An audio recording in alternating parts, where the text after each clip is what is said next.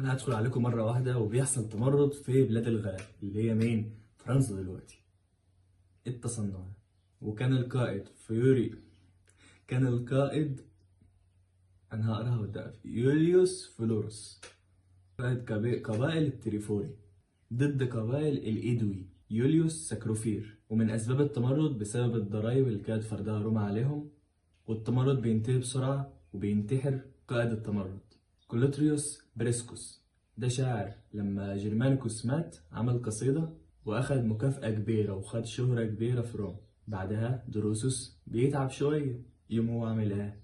كتب قصيدة تانية لما عن موت دروسوس والولا ما ماتش واتجوز.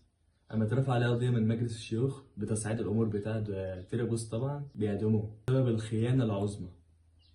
وبس برضو السنة ديت مفيهاش حاجات كتير، فهنزل عليكم بكمية ترشيحات على أصل دور لأحمد آدم وعمرو عبد الجليل وحسن حسني، ومسلسل راس القط لعزة العلايلي وصلاح ذو الفكار، ونهاية العالم ليست غدا لحسن عابدين. كل دول مسلسلات حلوة بس أنا لسه شفتهاش، فاللي يشوفها ويقول حاجة تانية ده ترشيح عادي. مسلسل عيش أيامك لنور الشريف وعبلة كامل، هو بعد إعلان عيش في جلباب أبي فكانوا بيستغلوا النجاح، هو ساعتها منجحش بس هو اللي هو مسلسل عادي، مش الحاج متولي ولا انا اللي عايش في جلباب ابي، بس هو مسلسل حلو.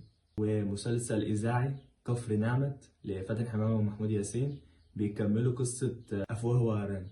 ومسلسل حكايات هو وهي لاحمد زكي وسعاد حسني، مسلسل حلو برضه. انا دلوقتي بتفرج على الحلقه لغايه الحلقه الثالثه ومسلسل حلو.